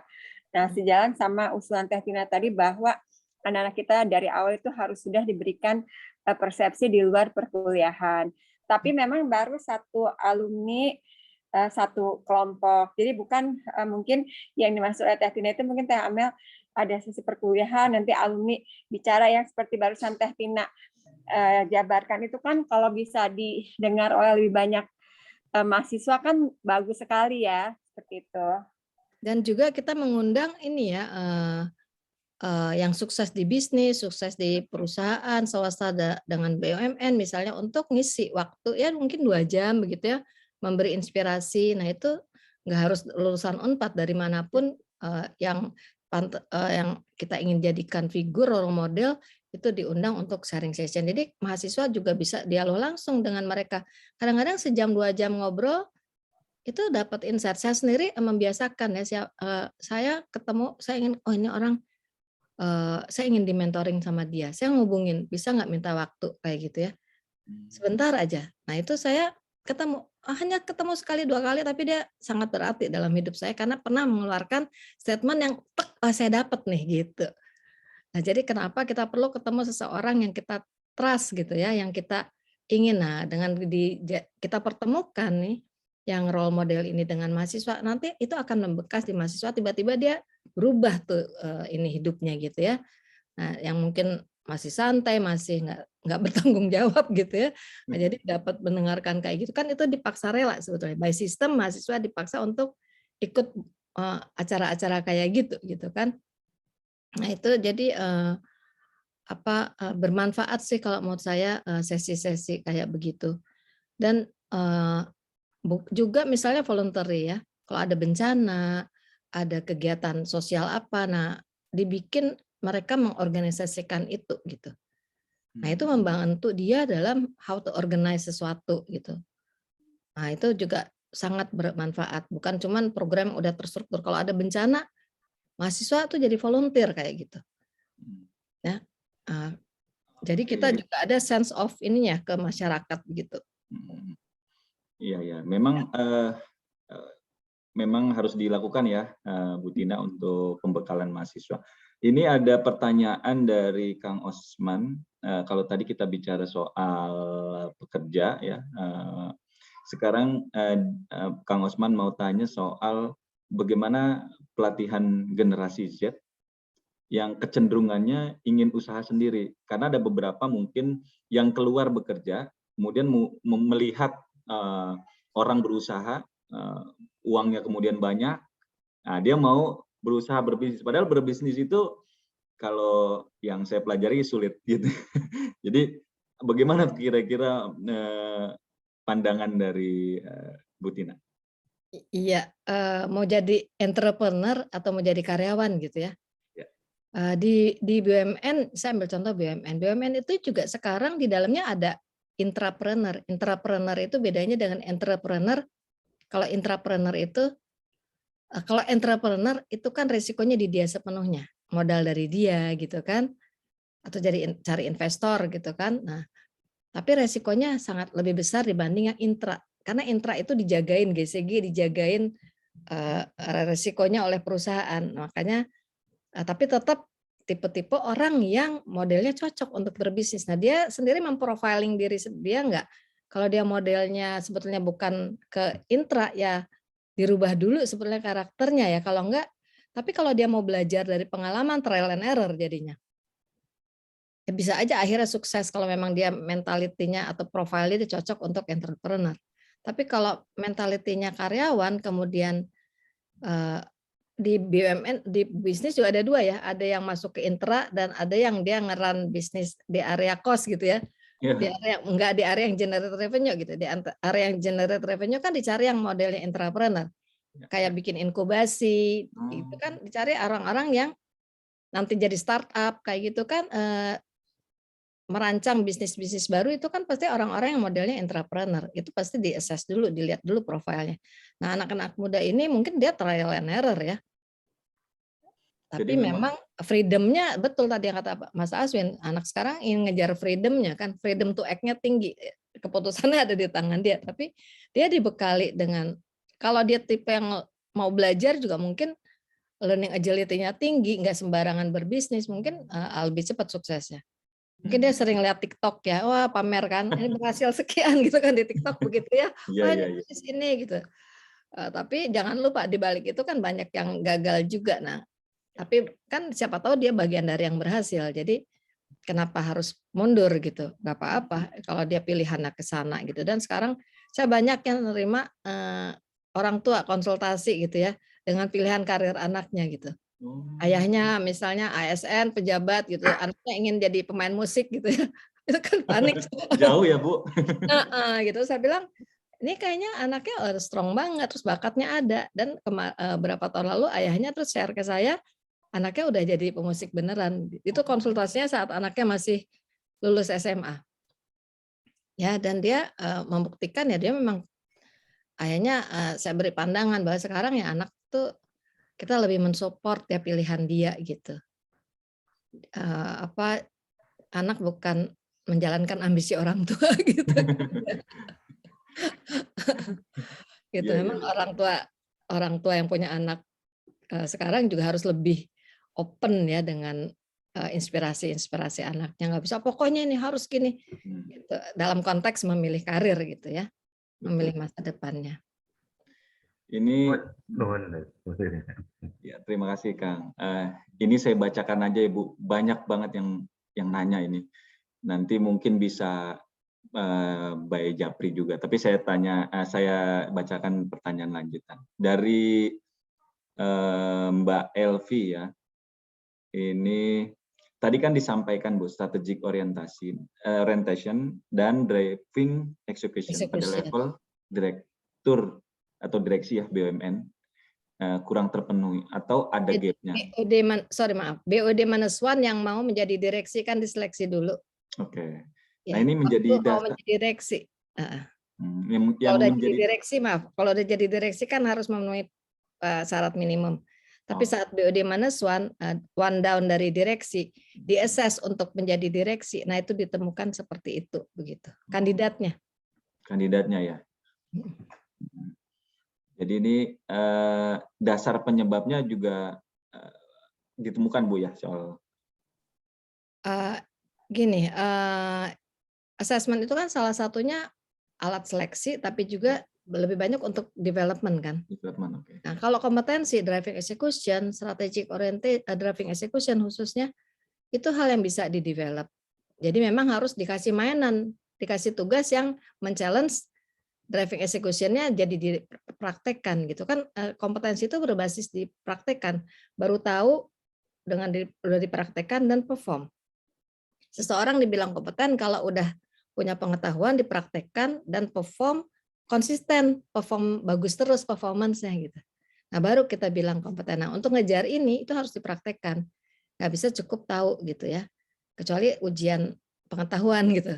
Ini kan kalau kompetensi nggak, dia harus praktek.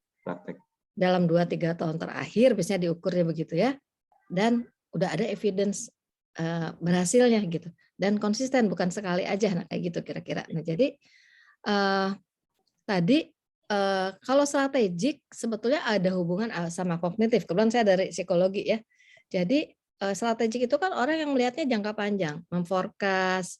Sekarang banyak teknologi yang bisa membantu forecasting, menganalisa, melihat lebih jauh ke depan. Tapi visionary itu kan juga cenderung ke mindset dia kan. Jadi biasanya orang-orang yang ditempatkan di strategik yang kayak gitu cenderung dicari yang lebih smart gitu ya, karena bisa berpikir abstrak gitu kan.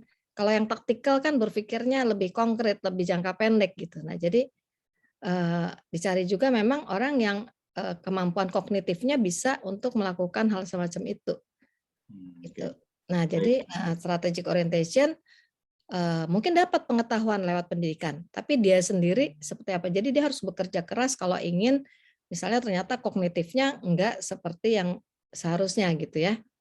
Itu karena itu kan nggak bisa ya, kemampuan kognitif itu kan bisa dilatih, cuman cenderung banyak dari pemberian gitu ya, pemberian dari yang di atas gitu. Nah bagaimana kita mengoptimalkan itu gitu dengan melatih, kalau berpikir strategik itu harus begini-begini langkahnya. Nah coba itu dilatihkan gitu. Tapi memang kalau yang kognitifnya memadai itu akan sangat membantu gitu, kompetensi itu untuk berkembang gitu. Baik, ini ada yang Katina, saya merasa bangga dan kagum nih, ada Mbak Nurrohmi, kagum sama Ibu karena sukses dan apa namanya ya bangga gitu. Ya, dia nanti yang sastra Inggris berarti teman sekamar saya juga, roommate saya juga. Lanjut ini Bu, ada yang bertanya dari Rekin Bu. Ini Mas Tommy. Bagaimana pendapat Ibu? Atau mau bertanya langsung supaya bisa kenal Mas Tommy? Rekin anak perusahaan pupuk ini. Anak perusahaan pupuk. Oke, saya bacakan ya. Bagaimana pendapat Ibu dengan masa depan atau relevansi konsep CBHRM saat ini? Ya, saya sebetulnya nggak tahu Bu ini singkatan CBHRM. Nah, coba mungkin bisa dijelaskan Ibu. Mohon maaf. Ya, CBHRM itu competency based human resources management. Jadi sistem manajemen SDM berbasis kompetensi gitu ya. Nah, ada dua alirannya. Ada yang fokus ke gap, ada yang fokus ke ke gap, yang satunya ke keunggulan. Nah, kalau human capital itu pendekatannya ke keunggulan. Jadi dia unggulnya di mana, atau kalau ada gap -1 lah gitu. Kalau gapnya -2, -3 berarti kan semakin jauh jaraknya dari standar minimum. Effortnya harus lebih lagi untuk bisa. Makanya kalau di succession planning itu di perusahaan ada kan orang ini ready now untuk menggantikan, ada yang ready-nya 1 tahun, ada yang ready-nya 2 tahun kayak gitu ya. Nah itu kan dari seberapa banyak seberapa banyak gap-nya terhadap persyaratan jabatan yang ditentukan, kompetensi apa yang dituntut kayak gitu ya. Nah jadi kompetensi base ini dari mulai desainnya udah ada kompetensi modelnya. Kompetensi ada perilaku, ada leadership, ada teknis gitu ya, ada technical. Nah, nanti dibangun tuh modelnya, dibikinlah standar-standarnya kayak gitu. Ya, dibikin standar, nanti orang diukur, karyawannya diukur, leadernya diukur, di match up-kan, ketemu gap-nya, kemudian disusunlah program development-nya berbasis gap itu. Tapi yang gap-nya sedikit, kalau gap-nya banyak kemungkinan dia nggak cocok di situ. Ada tempat lain yang lebih cocok gitu. Iya. Oke, Mas. Ya. Sudah cukup puas ya, Mas ya? Leadership learning programnya juga merujuk ke tadi. Nah, kalau berbasis keunggulan, kita tempatkan dia di keunggulan dia, pasti hasilnya dia nggak perlu kerja keras aja udah bakal bagus, apalagi kalau kerja keras gitu. Nah itu kalau kita ngelihat seseorang berbasis keunggulan. Ya, bahasa orang-orang seleksi itu ada bahasa standarnya gini. Kalau kita mau metik kelapa, ya hire monyet, jangan hajar kura-kura, terus diinvest 1 miliar juga boro-boro metik kelapa, ya manjat juga nggak bisa gitu. Jadi salah invest gitu. Salah invest. Nah, salah invest. Nah, siapa tahu kura-kuranya itu ngelit para monyet itu. Jadi leadernya, bukan yang metik kelapanya. Ini kira-kira gitu. Jadi kenapa sih kita perlu profiling orang gitu? Supaya kita nggak trial and error gitu waktu mendevelop dia gitu kan. Itu hasilnya juga bayangin ya kalau nggak cocok tuh atasan frustrasi. Emang yang bersangkutannya nggak frustrasi karena berkali-kali gagal. Confidence level dia juga bisa turun kan, jadi penting banget untuk mapping itu. Mapping ya. Oke, baik, Mas Tommy, mudah-mudahan cukup puas ya, Mas ya. Nanti main ke kantornya Bu Tina aja kan anak usaha ya, rekennya Bu ya di Bu ya. Kemudian ada Seril Bu mau bertanya, bagaimana tips menjaga growth mindset untuk fresh graduate yang sedang mencari kerja, dan bagaimana pertimbangan karir untuk fresh graduate ketika harus memilih antara langsung mencari kerja atau melanjutkan S2. Terima kasih Ibu Tina. Silakan Bu. Ya, makasih. Tadi growth mindset itu kan cenderung sebetulnya udah dari awal ya bisa dirinya memang begitu, ditambah lingkungan keluarganya, lingkungan pergaulannya mendukung dia mempertahankan fixed mindset atau tidak gitu ya. Nah, jadi makanya penting sekali kita pilih lingkungan gitu, pilih teman-teman kita, pilih senior kita yang memang modelnya growth mindset juga gitu ya. Kalau enggak ya udah nanti orang yang fixed mindset itu kan yang sulit berubah ya, dia udah yakin betul cara dia lah yang paling benar. Kalau diskusi dia juga sulit nerima ide-ide orang, masukan orang. Kalau dia jadi atasan, kebayang nggak kalau anak buahnya ngasih ide gitu? Ya, saya ingat banget dulu pernah punya atasan yang gini, Bu, nggak usah ngomong lagi kalau atasan udah ngomong, Ibu diam aja. Saya bilang, Pak, saya kalau meeting saya nggak mau duduk sebelah Bapak, nanti kaki saya diinjek terus, nggak boleh ngomong sama Bapak gitu ya. Karena tugas anak buah itu harus memberi pendapat, memberitahu, Pak kalau Bapak milih ini nanti begini, resikonya begini. Sehingga kalau sesuatu terjadi, kita sebagai anak buah udah memberitahu, ya nggak? Kalau nggak kita kasih tahu nanti, kenapa kamu nggak ngasih tahu dulu? Gitu kan. Jadi ya udah, tapi nggak dipakai ide kita, ya kita nggak usah baper juga gitu. Karena kita bukan decision maker-nya. Nah gitu ya. Jadi growth mindset itu sangat berpengaruh tuh di keberanian seseorang mau berpendapat tidak gitu ya. Confident enggak gitu kan. Kalau orang growth mindset kan nggak malu dengan kegagalan gitu. Yang nggak boleh itu kan gagal yang berulang-ulang di hal yang sama gitu. Kalau bikin kesalahan baru ya nggak apa-apa gitu. Atasannya juga jangan mempanis, baru salah sekali panis gitu kan. Tapi kalau udah kebaca pattern-nya, habit ya kita coba perbaiki dulu.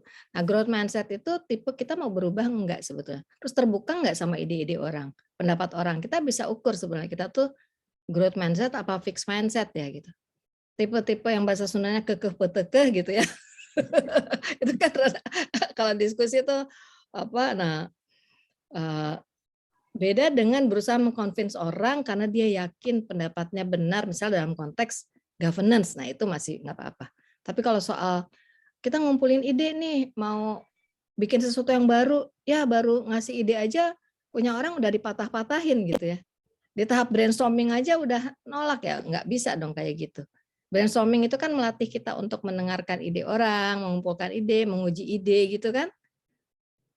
Gitu. Jadi ya kapan kita harus open, kapan kita harus kritis terhadap ide-ide itu untuk mengumpulkan alternatif solusi misalnya gitu. Ya misalnya saya ketemu dengan serikat nih, kadang-kadang kan suka mereka nanti saya mau demo gitu ya.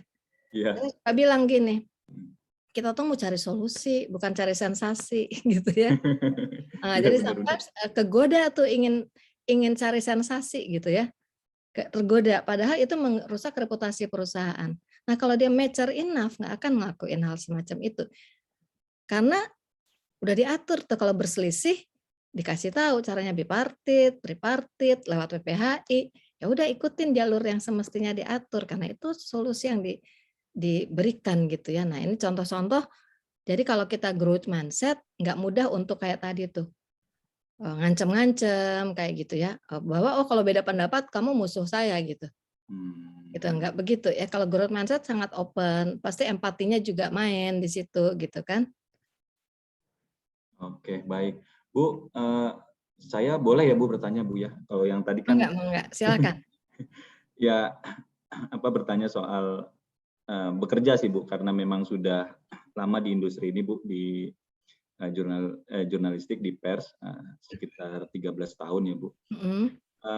Mungkin ada beberapa juga teman-teman yang sudah lama di industrinya masing-masing, tapi takut untuk pindah ke industri lain. Nah, ini gimana nih? Cara tipsnya Bu gitu? Nah, Ajis mau pindah ya? Enggak, ini kan bertanya ya sekalian konsultasi teh. Boleh kan? Jadi kemudian ketakutan misalnya begitu. Ini gimana nih Bu? Ini mungkin bukan saya doang Bu, mungkin ada juga yang lain yang punya pemikiran yang sama seperti saya. Kira-kira gimana? Cerita dulu pengalaman pribadi sebelum nanti ke referensinya ya. Jadi waktu saya masuk ke perusahaan pertama kali, saya bilang saya nggak mau pensiun dari situ, saya akan keluar satu saat. Jadi ada niatin begitu gitu ya. Mungkin doa ya. Jadi, nah saya keluar itu di saat usia 46. Sahabat saya itu bilang ya umur 46 milih keluar gitu. Gitu. Dan saya pindah ke KPK dan saya nggak nanya gaji saya tuh akan dibayar berapa. Saya dibilang gila lagi. Kamu gila pindah ke perusahaan ke tempat lain terus kamu nggak nanya akan dibayar berapa gitu. Ya saya pikir masa masuk KPK nanya mau digaji berapa ya nggak nanya saya gitu ya. Jadi pindah saat usia 46. Usia 52 saya milih resign dari KPK. Saya dibilang gila lagi sama orang lain lagi gitu ya. Kamu gila ya keluar dari KPK yang namanya bagus gitu. Terus kamu milih kembali ke merpati yang sedang seperti itu gitu ya. Saat itu. Terus saya dibilang gila gitu. Kamu nanti CV kamu rusak gitu. Saya dikasih tahu. Tapi saya selalu percaya dengan kata hati saya gitu ya. Karena saya ingin jadi konsultan, ya saya harus ketemu yang susah-susah dong.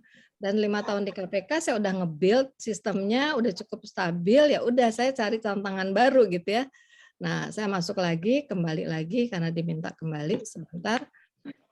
Saat itu saya bilang, oke, saya 2 tahun ya di sini untuk apa yang bisa saya lakukan yang di sana gitu. Tapi memang kondisinya kan cukup berat lah saat itu ya. Nah, saya diminta membenahi dari segi SDM-nya. Ya. Nah, kalau kembali selama saya di sana berapa tahun itu saya coba-coba ngelamar loh di tempat lain. Rajin ngelamar, hanya ingin tahu saya harganya berapa sih di luar tahun itu. Jadi tiap tahun saya kerja ada ngelamar. ke tempat lain hanya untuk tahu. Lama-lama saya dinasehatin, "Tin nggak bagus kayak gitu, kamu nanti ditandain loh tukang." Kalau udah deal gitu ya, udah sampai ujung gitu, terus saya nggak jadi ngambil. Gitu. Hanya ingin tahu, oh saya ternyata di luar bisa dapat pekerjaan lain gitu ya sebelum waktu pindah ke KPK. Jadi untuk tahu. Nah, tapi saya tetap setia lah di tempat lama gitu. Nah, intinya keluar enggak itu harus ada reason ya, purpose-nya apa gitu ya. Jangan sekedar orang tren ikut-ikutan nanti kita menyesal gitu. Jadi mau di satu tempat, mau pindah-pindah itu kembali ke tujuan kita seperti apa. Tapi kalau saya boleh menyarankan ya pindah-pindah itu bagus sih sebetulnya karena kita apalagi kalau di satu tempat kecuali pekerjaannya skill base yang pakai sertifikasi gitu misalnya pilot gitu kan ya nggak pindah-pindah, paling pindah perusahaan, tapi profesinya as a pilot gitu kan, atau nahkoda misalnya, atau apa di plan misalnya ya, yang karirnya tuh tegak lurus terus di situ, ya udah nggak apa-apa. Jadi wartawan sampai pensiun juga kan nggak apa-apa juga gitu ya. Nah, jadi tapi wartawan yang seperti apa, yang poinnya kan begitu. Kita tuh ordinary people apa mau jadi extraordinary di unit di perusahaan kita gitu. Nah, kalau kita nggak mau keluar ya jadi extraordinary dong di situ. Gitu ya. Jadi mau di mana aja kalau mediocre ya mediocre gitu. Kalau mau pindah-pindah atau di situ jadi extraordinary people gitu. Extraordinary itu pasti kerja keras, nggak cukup work smart, work hard-nya tetap gitu. Kadang-kadang orang kan yang penting work smart, kalau menurut saya work smart plus work hard. Work smart aja nggak cukup. Ya kalau mau jadi extraordinary people ya pasti ada work hard-nya. Gitu. Jadi pindah nggak pindah itu poinnya bukan di situ, tapi kita mau meningkatkan kompetensi kapabilitas kita nggak tadi tuh ya. Kalau di situ udah nggak ada challenge-nya, ya harusnya cari challenge baru gitu. Kalau nggak kita kayak taksi aja ngejar argo aja tuh, nggak nambah sebetulnya kompetensi kita. Keahlian kita nggak nambah, cuman ngulang-ngulang aja. Nah itu mungkin udah tidak menarik ya. Dan kalau kita ngelamar pun CV kita susah dijual gitu karena udah nggak ada apa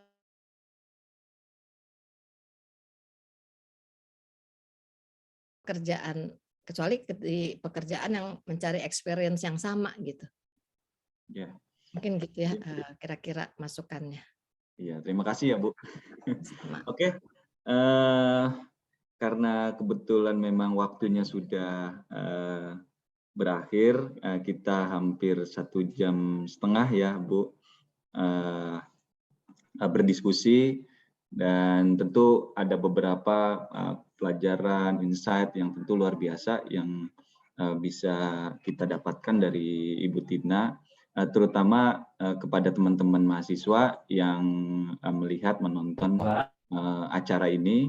Dan IKA Unpad akan terus-menerus melakukan sharing session. Tentu mohon izin Ibu Tina, mudah-mudahan bukan yang terakhir kali saya undang Bu. Mungkin nanti kalau ada hal-hal berikut atau tema-tema yang perlu kita angkat, saya berharap Ibu mau diundang lagi nih sama saya dan Teh Ira. Jangan bosan ya Teh. Sebelum itu kita foto dulu ya. Iya. Bisa dinyalakan semua kamera, video dibuka supaya bisa saling kenal karena ini memang nostalgia sekaligus belajar. Itu meski minyak goreng naik lucu. Oke, sudah semuanya. Foto pertama dulu ya, Akang Teteh. Saya hitung ketiga ya, hitungan ketiga. 1, 2, 3. Oke, sekali lagi. 1, 2, 3. Senyum. Baik, terima kasih Akang Teteh. Makasih. Hatur nuhun. Kalau ada Baik, yang terima kasih Bu Tina. Nuhun Kak Terima Rita. dan Kak Rita.